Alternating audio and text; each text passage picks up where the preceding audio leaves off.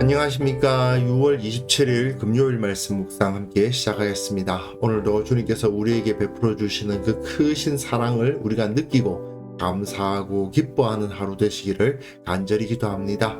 오늘 본문은 창세기 22장 11절에서부터 24절까지 말씀이고요. 통독하신 말씀은 시편 96편에서부터 103편까지의 말씀입니다. 오늘 본문은 어제 본문과 연결되어서 모리아 산에서 아브라함이 이삭을 바치려 했을 때 하나님께서 어떤 반응을 보이셨는가를 다루고 있는데요. 이 본문을 통해서 우리에게 베풀어 주시는 그 크신 은혜가 어떠한 것인지를 확인할 수 있었으면 좋겠습니다. 그럼 먼저 말씀 보시겠습니다. 여호와의 사자가 하늘에서부터 그를 불러 이르시되 아브라함아, 아브라함아, 내가 여기에 있나이다. 그 아이에게 내 손을 대지 말라. 그에게 아무 일도 하지 말라. 내가 내 아들, 내 독자까지도 내게 아끼지 아니하였으니 내가 이제야 내가 하나님을 경외하는 줄을 아노라. 아브라함이 눈을 들어 살펴본즉 한 순양이 뒤에 있는데 뿔이 수풀에 걸려 있는지라. 아브라함이 가서 그 순양을 가져다가 아들을 대신하여 번제로 드렸더라. 아브라함이 그 땅 이름을 여호와 이레라 하였으므로 오늘날까지 사람들이 이르기를 여호와의 산에서 준비되리라 하더라. 여호와의 사자가 하늘에서부터 두 번째 아브라함을 불러 여호와께서 이르시기를 내가 나를 가리켜 맹세하노니 내가 이같이 행하여 내 아들, 내 독자도 아끼지 아니하였은즉 내가 내게 큰 복을 주고 내 씨가 크게 번성하여 하늘의 별과 같고 바닷가의 모래와 같게 하려니 내 씨가 그 대적의 성문을 차지하리라. 또 내 씨로 말미암아 천하 만민이 복을 받으리니 이는 내가 나의 말을 준행하였음이니라 하셨다. 이에 아브라함이 그의 종들에게로 돌아가서 함께 떠나 브엘세바에 이르러 거기 거주하였더라. 이 일 후에 어떤 사람이 아브라함에게 알리어 이르기를 밀가가 당신의 형제 나홀에게 자녀를 낳았다 하였더라. 그의 맏아들은 우스요, 우스의 형제는 부스와 아람의 아버지 그무엘과 게셋과 하수와 빌다스와 이들랍과 부두엘이라. 이 8사람은 아브라함의 형제 나홀의 아내 밀가의 소생이며 부두엘은 리브가를 낳았고 나홀의 첩 르우마라 하는 자도 데바와 가함과 다하스와 마아가를 낳았더라. 예, 어제 본문에서 아브라함이 하나님의 말씀에 순종해서 이삭을 모리아 산까지 데려가고 그리고 번제로 바치려 했던 모습을 살펴보았는데요. 그야말로 믿음의 최고봉이죠. 믿음이라는 것은 이런 것이다 라고 모범을 딱 보여주는 것이라고 할 수 있습니다. 그리고 오늘 본문에서는 하나님께서 아브라함의 믿음을 인정하시고 그러한 믿음을 가진 자가 어떤 복을 받는가가 나타나고 있다고 생각하시면 되겠어요. 여호와의 사자가 하늘에서부터 그를 불러 이르시되 아브라함아 아브라함아 하시는지라 되어 있습니다. 이렇게 두 번씩 반복하고 있죠. 그 다음 말씀도 비슷합니다. 그 아이에게 내 손을 대지 말라. 그에게 아무 일도 하지 말라. 아브라함아 아브라함아 두 번 부르고 손대지 마. 아무 일도 하지 마. 그렇게 이야기를 하시죠. 이것은 사람과 사람 사이의 대화였다면 다급하게 말리는 모습이라고 볼 수밖에 없는데요. 그만큼 주저없이 아브라함이 이삭을 번제로 바치려 했다는 의미이기도 합니다. 그리고 또 한 번 반복되는 것이 있죠. 내 아들, 내 독자까지도 내게 아끼지 아니하였다라는 말씀이 제시되고 있는데 이것이 뒤에도 또 나와요. 내가 이제야 내가 하나님을 경외하는 줄을 아노라라고 말씀을 하시는데 이 모든 것이 확증되었다는 것을 보여줍니다. 아브라함아 아브라함아 하시는 이 두 번이나 손대지 말라 아무 일도 하지 말라는 이 두 번 반복된 말씀이나 이 모든 것들이 다 아브라함이 하나님을 경외하는 증거가 되어버린 것이죠. 이거는 더 이상 의심할 여지가 없습니다. 그리고 일단 하나님께서는 그 번제를 멈추셨으니까 제물을 바꾸십니다. 아브라함이 눈을 들어 살펴본즉 한 수량이 뒤에 있는데 뿔이 수풀에 걸려 있는지라. 사실 산 위에 그런 수대양이 있다는 것 자체가 기적입니다. 번제로를 드릴 수 있을 만한 정결한 수대양이 수풀에 걸려 있다? 이거는 굉장히 이상한 일이죠. 마치 이삭이 태어날 수 없는 아들이었음에도 불구하고 태어난 것처럼 이 수대양 역시 그곳에 있을 수가 없는데 그곳에 있게 된 수대양인 겁니다. 그러자 아브라함이 가서 그 수대양을 가져다가 아들을 대신하여 번제로 드렸습니다. 그리고 아브라함은 그 땅 이름을 여호와 이레라 불렀습니다. 그러니까 그 모리아 산, 그 땅 이름이 여호와 이레다 이겁니다. 그런데 이 여호와 이레를 여호와의 산에서 준비되리라는 뜻으로 해서 하나님께서 준비하신다, 준비하시는 하나님, 이렇게 많이들 받아들이는데요. 이게 조금 어렵습니다. 왜냐하면 이 이레라는 말이 라 동사를 명사형으로 만든 건데 라 동사는 본다는 말입니다. 그러니까 이 이레라는 말은 본다에서 파생된 단어이기 때문에 준비한다라는 의미로 해석될 만한 부분은 여기밖에 없어요. 게다가 여호와의 산에서 준비되리라 했을 때 이 준비되리라 역시 예라예거든요. 이 역시 라 동사 보다라는 뜻입니다. 그래서 이것이 수동태로 받아들여서 나타난다, 보인다 이런 의미로도 받아들일 수가 있거든요. 그러니까 여호와 이레라는 것은 하나님께서 준비해 주신다라는 의미가 아니라 여호와께서 나타나신다. 여호와께서 자신을 우리에게 보여주신다. 우리와 소통하시기 위해서 나타나신다라는 의미로 받아들일 수가 있고요. 또는 이 본다라는 단어가 돌보신다라는 의미로 받아들여지거든요.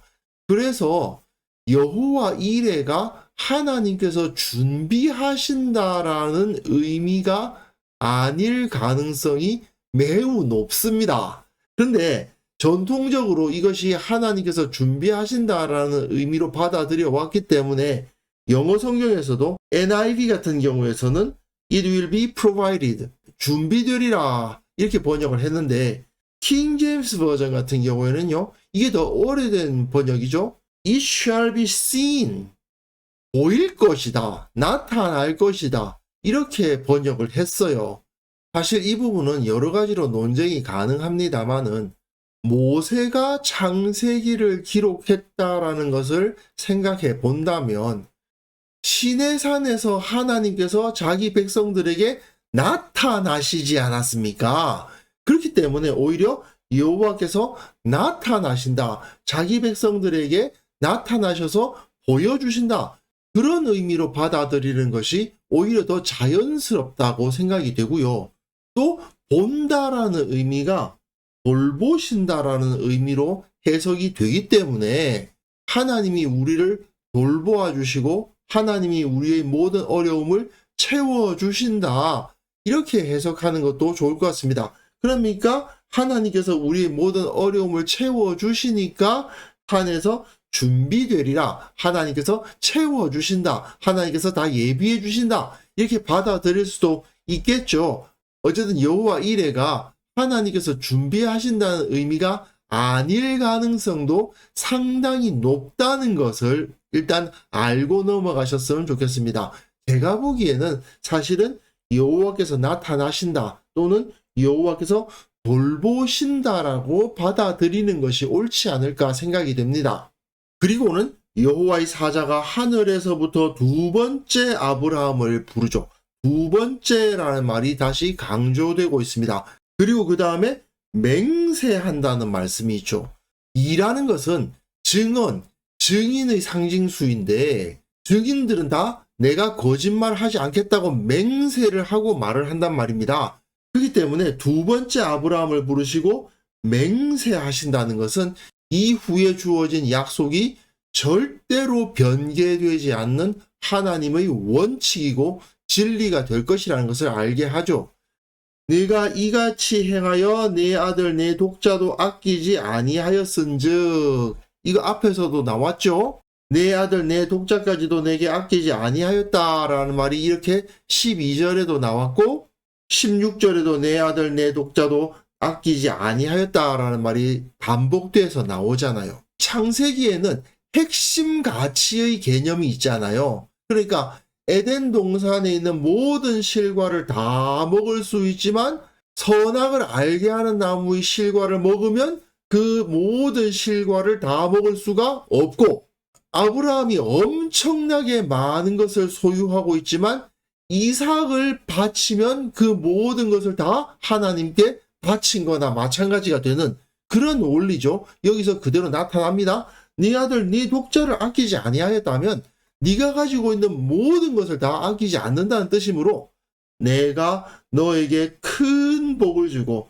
네 씨가 크게 번성하고 하늘의 별과 같고 바닷가의 모래와 같게 하리니 네 씨가 그 대적의 성문을 차지하리라. 대적의 성문을 차지한다는 것은 대적을 이긴다는 겁니다. 이 당시에 성문은 권위, 권세를 상징하는 것이기 때문에 그 성문을 차지한다는 것은 그들을 지배하게 된다는 뜻이에요. 그리고 또 내 씨로 말미암아 천하 만민이 복을 받으리니 대적은 너희 앞에 꿇게 될 것이고 많은 사람들이 너를 통해서 복을 받게 될 것이다. 왜 이런 복을 주느냐? 이는 내가 나의 말을 준행하였음이니라. 이 이야기를 모세가 이스라엘 백성들에게 하고 있는 거잖아요. 모세는 지금 무엇을 이야기하는 것입니까? 우리가 조상 아브라함의 약속에 의해서 이렇게 약속의 민족이 되었다. 우리가 비록 하나님 앞에 온전하지 못하고 불순종하고 의심하고 두려워했지만 우리는 여전히 하나님의 복된 백성이 될 것이다. 왜? 하나님께서 아브라함에게 주신 그 약속을 지키실 것이기 때문에 하나님께서 아브라함의 얼굴을 보시고 우리를 멸하실 수가 없다는 거죠. 이것이 사실은 우리가 구원을 받고 하나님의 백성이 되는 원리죠. 우리는 죄악되고 우리는 부족하고 우리는 더럽지만 우리 주님, 예수님은 온전하시기 때문에, 그리고 그 주님이 우리를 위해서, 우리의 죄를 위해서 돌아가셨기 때문에 우리는 하나님으로부터 버림을 받지 않는 거죠. 그 원리가 여기서도 나타나고 있습니다. 그러니까 이에 아브라함이 그의 종들에게로 돌아가서라고 되어 있습니다. 여기서 재미있는 것은 아브라함이 그의 종들에게로 돌아가서예요. 이삭과 함께라는 말이 없어요. 아니, 이삭은 어쨌냐? 당연히 같이 내려왔겠죠. 그런데 왜 이삭은 이야기 안 하냐? 당연히 이삭하고 함께 내려왔겠지만 모세는 아브라함 혼자 내려온 것처럼 기록하고 있습니다. 이삭은 산 위에서 바친 거예요. 같이 내려왔지만 바친 것이나 다름이 없다는 것을 여기서 상당히 재미있게 표현해주고 있는 것이 아닌가. 많이들 그렇게 해석을 합니다. 아브라함은 자기 아들 이삭을 하나님께 이미 드렸고 하나님은 기쁘게 받으셨습니다.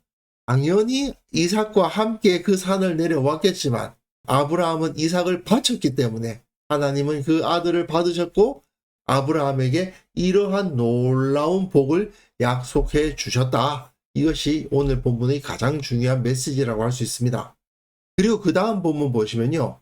11장 27절, 그때부터 데라의 족보가 나오고 12장 1절부터 아브라함이 등장해가지고 지금까지 쭉 이야기가 이어져 왔잖아요. 근데 이제 22장 20절부터 데라의 족보를 마감해주고 있어요. 이거는 이제 아브라함의 시대가 이것으로 끝났다라는 것을 표현해 주는 겁니다. 물론 이후에도 아브라함 이야기는 이어집니다. 아내 사라가 죽을 거고요. 그리고 또 이삭을 위해서 며느리를 찾는 이야기가 있을 거예요. 하지만 이것으로 아브라함의 하나님 나라의 통치자로서의 역할, 하나님과 동행하며 하나님의 일을 하는 역할은 마무리되는 셈입니다.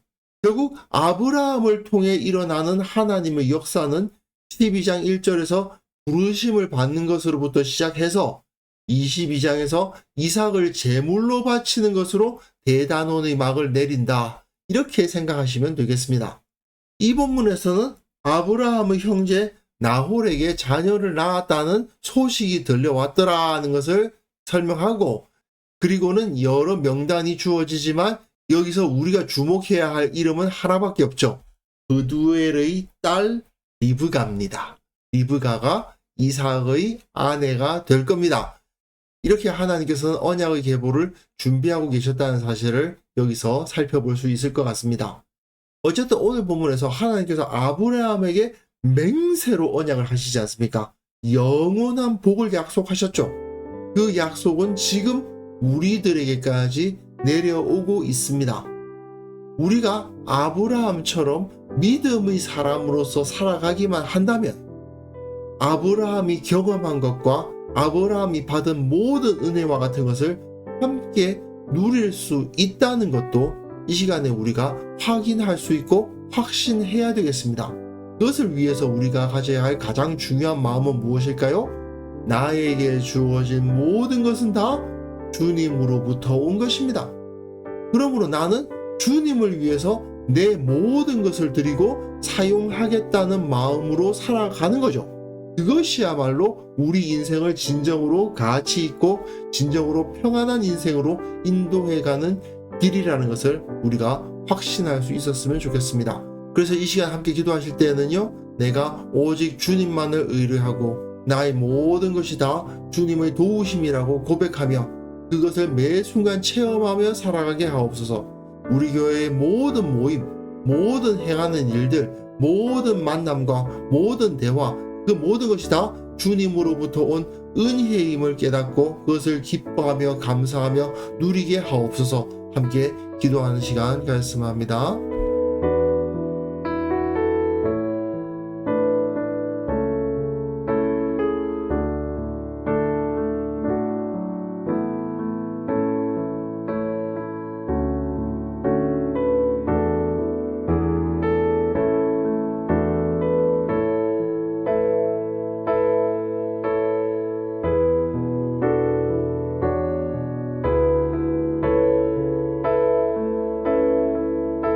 하나님 아버지, 우리의 마음을 붙들어 주셔서 매 순간 주님을 의뢰하며 살아가게 하옵소서. 매 순간 주님의 도우심을 체험하게 하옵소서. 나의 모든 것이 다 주님으로부터 왔음을 고백하며 주님께 영광 돌리기 위해서 내 모든 것을 드리겠다고 고백하는 자가 되게 하여 주옵소서. 우리 교회에 속한 모든 성도들이 이런 마음을 갖게 하여 주시고 우리 교회의 모든 모임과 모든 행하는 일들, 모든 것이 다 주님을 높이고 주님을 만나고 주님의 은혜를 누리고 주님께 영광을 돌리는 도구가 되게 하여 주옵소서. 한국교회가 실로 그들의 모습을 통해서 하나님의 살아계심을 드러내게 하여 주시고 진정한 살아있는 공동체로서의 역할을 감당할 수 있도록 주께서 은혜를 베풀어 주옵소서. 아버지 하나님, 오늘 하루 우리가 살아가는 그 모든 삶 가운데에서 주님을 떠난 시간이 단 한순간이라도 있지 않도록 주께서 우리와 함께 하여 주시고 주님을 체험하게 하시고 주님을 느끼게 하시고 주님께 늘 기도하며 감사하며 기뻐하며 살아가는 하루가 되게 하여 주옵소서. 이 세상 가운데에서 어떠한 일을 당하든지 주께서 나와 함께 하시면 두려워할 것이 없노라 고백하며 늘 세상에서 승리하는 우리 모두가 되게 하여 주옵소서. 감사드리옵고 예수님의 이름으로 기도합니다. 아멘.